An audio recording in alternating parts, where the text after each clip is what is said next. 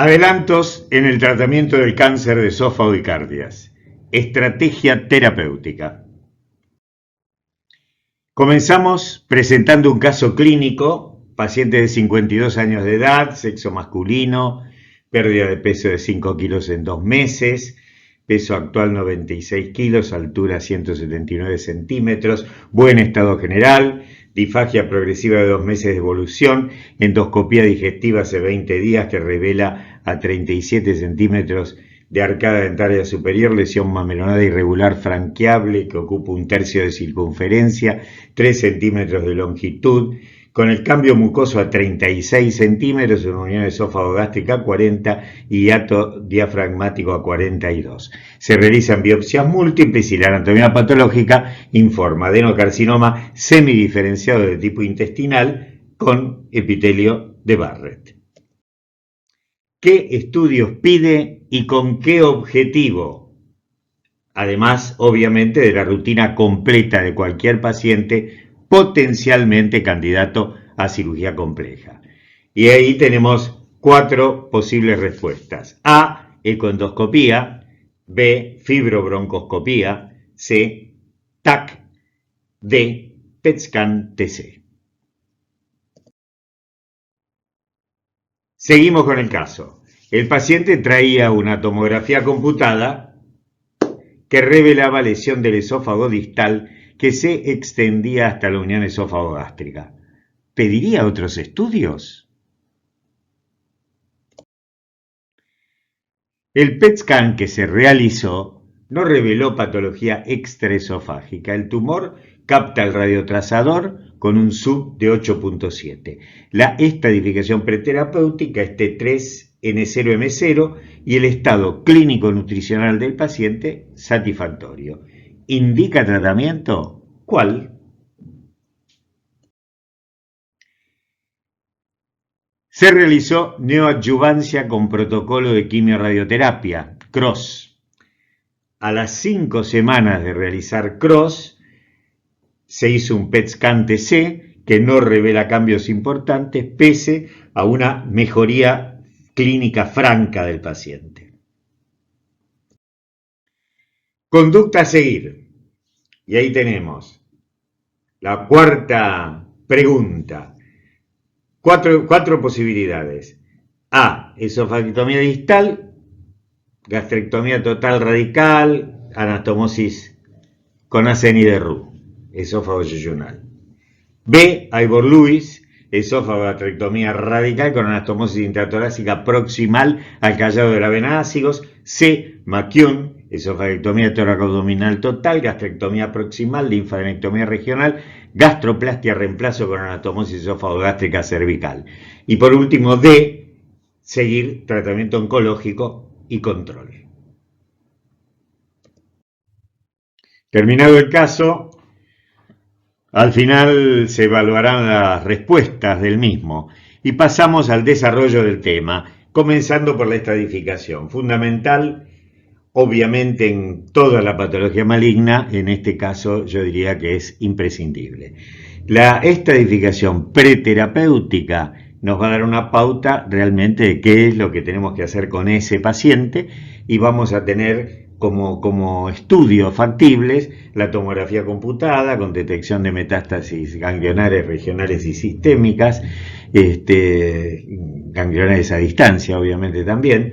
Las desventajas, una difícil evaluación del tumor primario, pese a que equipos nuevos han mejorado y mucho. La ecoendoscopía nos va a dar una correcta evaluación del T y del N, fundamentalmente en cuanto a profundidad y extensión de la invasión tumoral, y la desventaja que es menos útil en tumores centrales, cosa que no nos preocupa mucho en este caso, en este tema, pero no sirve obviamente para la evaluación de metástasis sistémicas porque puede analizar la vecindad del esófago-estómago. El PET-TC, posiblemente el más completo de todos los estudios, nos va a dar una mejor detección de ganglios afectados y metástasis, fundamentalmente importante para descartar metástasis a distancia, y nos da también una menor sensibilidad como contra en tumores mucinosos. La otra contra, obviamente, es el costo. La laparoscopía, interesante para aquellos casos en los cuales uno sospeche la posibilidad de carcinomatosis peritoneal o pleural. La desventaja es que es un método invasivo y obviamente requiere internación, requiere quirófano. Y la fibrobroncoscopía finalmente descarta compromiso traqueobronquial, tiene una utilidad limitada en los tumores superiores y medios.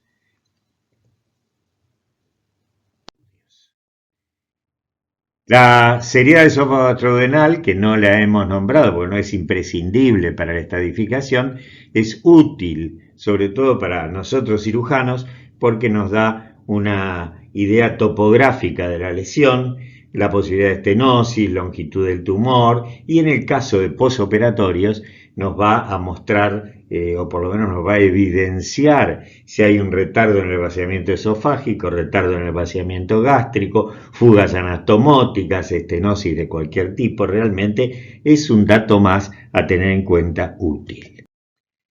Vamos a la endoscopía. En la endoscopía vamos a ver en las imágenes 3 lesiones francas de esófago, o tres tumores ya desarrollados, ya podemos considerarlos al verlos nomás que son tumores invasores, y que son carcinoma invasor.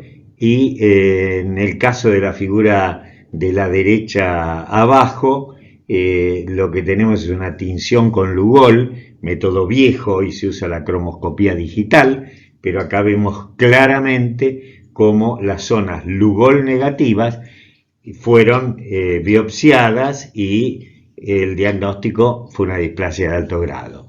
Las lesiones tumorales, la displasia y algunas lesiones crónicas no malignas pueden darnos esta imagen Lugol negativa. Hoy, como dije, se usa la cromoscopía digital, realmente mucho más avanzado y menos engorroso. Vemos acá una lesión del cambio mucoso coincidente prácticamente con la unión esófago-gástrica, bien tumor de unión esófago-gástrica. En la imagen de la derecha se ve que es una lesión elevada, interesante porque puede llegar a ser un cáncer temprano, puede ser factible de resección endoscópica. Para una correcta estadificación tenemos que tener claro cómo es la pared del esófago, sobre todo mucosa y submucosa. A la mucosa la podemos dividir en 3 zonas, a la submucosa también la podemos dividir en 3 zonas, y el dato fundamental es que si tenemos una lesión que invade la submucosa 1, o sea la capa más superficial, esa lesión puede ser factible de tratamiento endoscópico en la medida que tenga un grado de diferenciación tumoral realmente importante y no tenga invasión linfovascular. Tomografía, realmente un estudio muy importante para esta patología. En la imagen de la izquierda vemos una lesión subcarinal que está en contacto con aorta y con bronquio fuente izquierdo, y se ve la presencia de 3 o 4 adenopatías más el conducto torácico. En la imagen de la derecha, una reconstrucción que nos permite, una reconstrucción 3D, que nos permite ver el comienzo y el fin de la lesión, marcado con flechas, realmente muy interesante para ver longitud tumoral. La ecoendoscopía, muy útil para ver profundidad de invasión tumoral, nos muestra en la imagen de la izquierda una lesión que llega hasta adventicia, y en la imagen de la derecha una lesión más temprana que da la sensación de invadir hasta el límite de la muscular propia.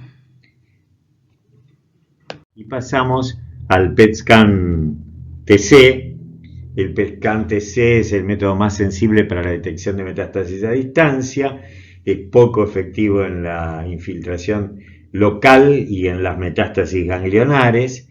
Con la mejoría en los equipos cada vez estos detalles se ven mejor, y realmente para metástasis a distancia no hay con qué darle, porque se hace un PET scan corporal y tenemos una visión muy clara de todo lo que puede captar el radiotrazador.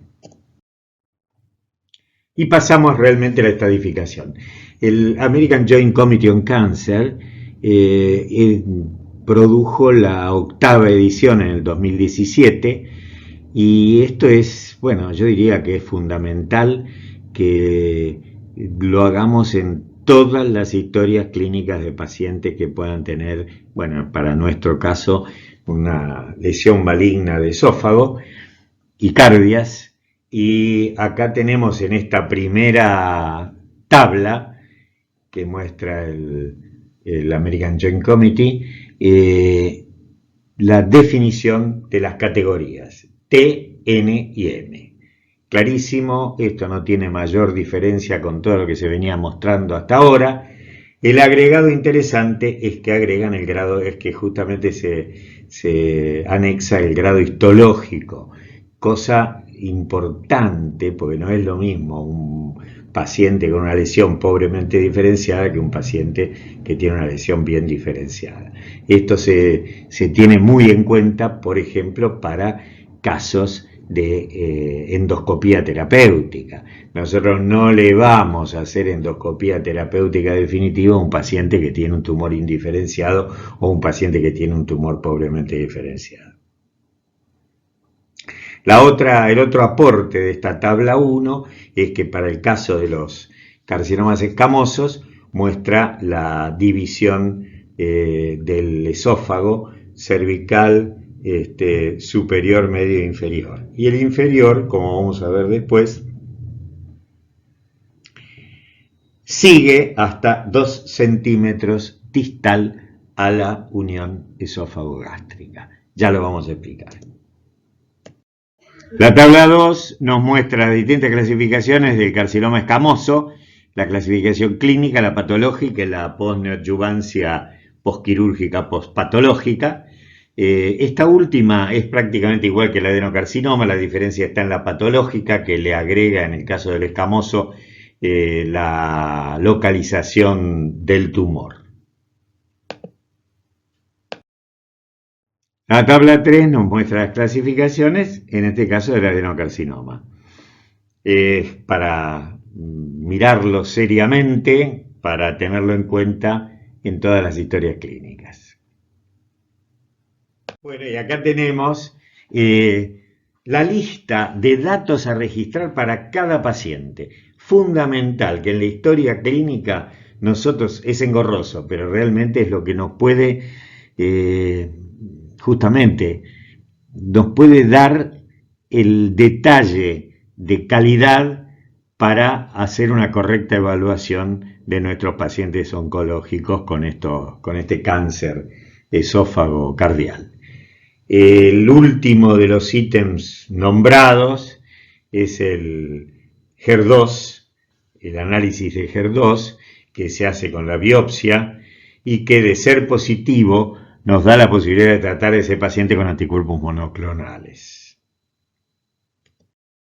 Bueno, y llegamos a un tema ríspido, que es la clasificación topográfica del adenocarcinoma de la unión esofagogástrica, la clasificación de Siebert, que hemos usado, yo diría, prácticamente los últimos 15 años, y la actual clasificación que propone el TNM 8ª edición.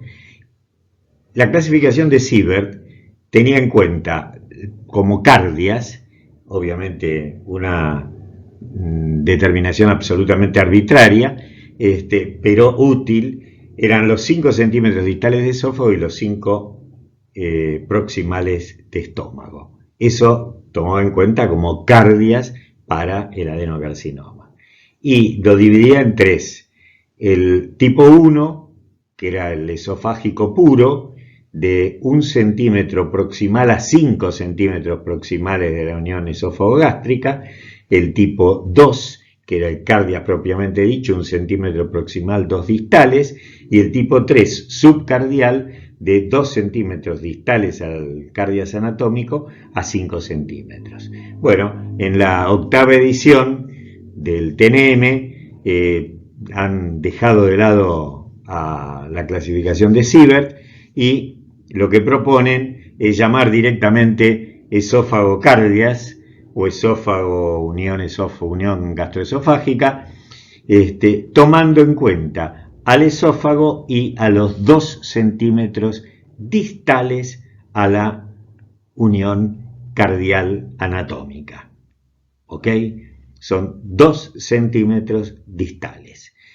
De los 2 centímetros distales hacia abajo, hacia el píloro, hacia el cuerpo antropíloro, eso es estómago. O sea que deja de lado el subcardial, el tipo 3 de Siebert, y al resto lo toma como una unidad. Y acá realmente consideramos que esto es útil desde el punto de vista de elección de táctica quirúrgica. ¿Por qué? Porque en todo lo que significa esófago, unión esófago-gástrica, o sea, hasta los 2 centímetros distales al cambio de unión esófago-gástrica, dejamos de lado la posibilidad de esofagectomía distal, gastrectomía total. Y vamos a las 2 grandes tácticas quirúrgicas que son el Ivor-Lewis y el McKeown, que oportunamente desarrollaremos. Todo lo que sea distal a esos 2 centímetros distales a la unión cardioesofágica, estómago, y será tratado como tal. Neoadjuvancia. Indicamos neoadjuvancia en pacientes portadores de adenocarcinoma cuya T presenta en su estratificación lesiones 1, 2, 3, 4. El 1 únicamente en aquellos pacientes que son 1B, N1, N2, N3. Mientras que para el carcinoma escamoso tenemos T1BN1, T1BN2, T1BN3, T2, T3, T4, si queremos a este carcinoma escamoso tratarlo con trimodalidad, porque existe la posibilidad de hacer quimiorradioterapia como único tratamiento. En la actualidad usamos 3 protocolos de neoadjuvancia.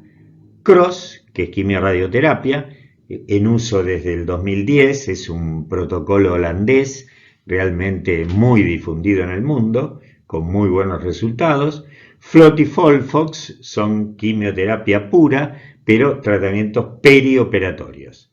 FLOT y FOLFOX, que lo usamos, o sea, se usa desde el 2018, reemplazaron estos 2 protocolos al EOX y a ECF, que era el protocolo MAGIC del 2006. Una evaluación interesante de resultados de la neoadjuvancia es la que presenta Urschel y colaboradores, y en la cual relata sobre 1.116 pacientes, mejor tasa de sobrevida a 3 años, reducción de la recurrencia locorregional, mejor tasa de resecabilidad, mayor tasa de resección completa R0, mortalidad operatoria sin diferencia significativa. ¿Cuál sería la indicación de tratamiento endoscópico definitivo? Aquellos pacientes que tengan un T1A confirmado por patología, un T1B de bajo riesgo, por ejemplo un T1B que tenga infiltrado hasta la primera capa submucosa, SM1, sin invasión linfovascular y bien diferenciado. Y aquellos pacientes que tengan contraindicación absoluta de cirugía por cualquier causa. Ahí vemos dos diapositivas en las cuales en una se ve el tumor presuntamente temprano y en la segunda ya una vez resecado el lecho de resección. Ese tratamiento endoscópico lo vamos a indicar si observamos en la endoscopía nodularidad. En ese caso podemos hacer una mucosectomía, IMR, o una disección submucosa, ISD. Esto apunta a una resección completa. ¿Qué pasa? Esto va al patólogo y al patólogo va la pieza entera. Entonces el patólogo va a confirmar si ese T1A o T1B de bajo riesgo es realmente eso y si además tiene márgenes libres. En ese caso, si es un adenocarcinoma y tiene esófago de Barrett además, vamos a hacer una ablación con radiofrecuencia para eliminar todo el epitelio de Barrett. Controles endoscópicos y al año un antirreflujo laparoscópico para que definitivamente ese individuo de tener buena evolución no tenga más reflujo y no vuelva a repetir toda esta historia procáncer. Y B, si no es adenocarcinoma, es un escamoso y realmente tenemos márgenes libres, control y se verá. El se verá quiere decir que si aparece una lesión, vamos a tener que ir a una cirugía de rescate. Otra historia, si la histología y la clínica confirman un T1B de alto riesgo, o un T2, un T3, un T4 o márgenes comprometidos, esofagectomía radical. Idealmente para nosotros mini-invasiva. Tratamiento del carcinoma de esófago cardias avanzado locorregional. Si estamos ante la presencia de un T1B, SM2, SM3 y T2N0, a ese individuo temprano, cirugía resectiva radical primaria, sin neoadyuvancia. Ese individuo sabemos mediante estudios, o por lo menos creemos que no tiene ganglios y vamos a hacerle entonces la cirugía resectiva radical primaria, sin tratamiento oncológico clínico. Pero si estamos ante la presencia de un T2N1, T2N2, T2N3, T3, T4, siempre locorregional, neoadyuvancia y después de la neoadyuvancia, si es un adenocarcinoma, recuperación y cirugía resectiva radical. Si es un epidermoideo escamoso, idealmente completar quimio-radioterapia definitiva y evaluación. Y tres posibilidades. A. Si hay una aparente respuesta completa, solo control. B. Persistencia de lesión o duda fundada, cirugía resectiva radical. C. A mediano plazo, diagnóstico de carcinoma en controles post-quimio radioterapia, cirugía de rescate. ¿Cuáles son los procedimientos resectivos? Nosotros tenemos, obviamente estamos hablando de los resectivos no endoscópicos. Tenemos la posibilidad de esofagectomía abierta, técnicas híbridas, puede ser una toracoscopía combinada con laparotomía o toracotomía combinada con laparoscopía, puede ser con anastomosis cervical, Maquión, o con anastomosis torácica, Ivor-Lewis. Y las técnicas mini-invasivas, la diferencia es el abordaje. O sea, las técnicas mini-invasivas como el Ivor-Lewis, anastomosis intratorácica, laparoscopía, toracoscopía y una mini-toracotomía para extirpar la pieza operatoria. Maquión, toracoscopía, laparoscopía, cervicotomía y una mini-laparotomía para extirpar la pieza operatoria. Esas son las dos grandes técnicas que tienen variantes de acuerdo a la vía de abordaje.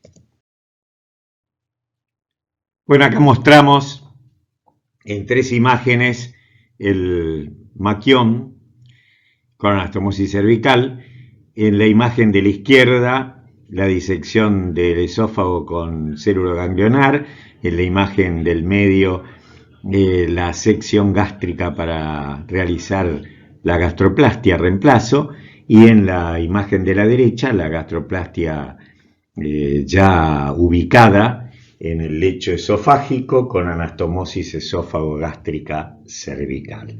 En este caso hay marcada una piloroplastia que habitualmente no se está usando, se está usando muy poco en la actualidad. Y acá tenemos una representación del Ivor Lewis con la laparoscopía y la ubicación de los puertos para la misma, en la cual vamos a hacer toda la preparación del estómago para ser ascendido, obviamente con la linfadenectomía correspondiente. Y en la imagen de la derecha, en posición prona, marcados los puertos de abordaje para la toracoscopía. Obviamente, después de subido ya la pieza operatoria, la extirpamos por una mini toracotomía y hacemos la anastomosis intratorácica inmediatamente proximal al callado de la vena ácidos. Mostraremos ahora un trabajo, creo yo, muy interesante que presenta una controversia en esofagectomía mini invasiva versus abierta, y a favor de la mini invasiva tenemos una menor infección pulmonar, menor estadio hospitalaria, mejor calidad de vida a corto plazo, igual resección ganglional, R0 comparable, similar mortalidad a 30 días, realmente fantástico los resultados. En la cirugía abierta 56 casos sin mortalidad operatoria y en la mini invasiva un paciente fallecido sobre 59 casos. Y también en contra de la mini invasiva, mayor tiempo operatorio, menor pérdida sanguínea, menor dolor en los primeros 10 días evaluados, menor casos de parálisis de cuerda vocal y el resto de complicaciones de incidencia comparable. El segundo de los estudios que mostramos es un trabajo encabezado por Luketich del Presbyterian de Pittsburgh, en el cual compara a McCune con Ivor Lewis y algunas conclusiones generales a toda la mini invasiva. Obviamente es todo mini invasivo. 481 casos McCune, 530 Ivor Lewis. Puede realizarse la mini invasiva en forma segura, con una mortalidad global para estos 1011 pacientes del 1.68%, una estadía media en terapia de 2 días, una estadía media hospitalaria de 8 días. Y la diferencia entre estas dos tácticas mini invasivas, hay una menor, obviamente, lesión recurrencial en las anastomosis intratorácicas en el Ivor Lewis, lógico, no van a cuello, y no hubo diferencia significativa en fuga anastomótica y necrosis del tubo gástrico. Y acá mostramos un algoritmo terapéutico para los tumores localmente avanzados locorregionales, T1B, T2, T3, T4, que obviamente no lo voy a comentar, simplemente síganlo si no se pierden. Muchas gracias.